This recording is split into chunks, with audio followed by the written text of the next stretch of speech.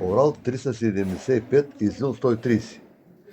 Предимства след преустройството им от двигател бензин, газ на ЯМС 236 дизел МАЗ.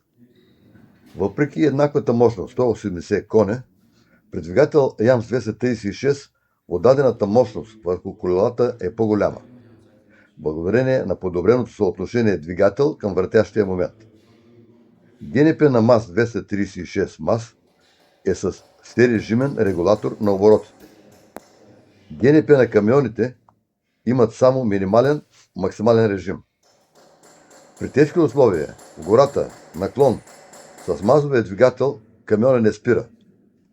ЯМЗа е най-устойчив от прегряване, поради перфектно конструиран двигател с лесно обслужване. Разходът на гориво е 35% по-малък. В труднодостъпни райони зареждането с дизел е лесно. С газ бутилки е много трудно, забранено и опасно. Камионите с Мерцедес, МАН са по-бързи на асфалт, но при тежки условия, гора, угър, са трудно подвижни, често неподвижни. Който е сложил МАЗ дизел, не се е върнал на бензин-газ, казват собствениците на всички преустроени камиони. От ТОС АД Добрич.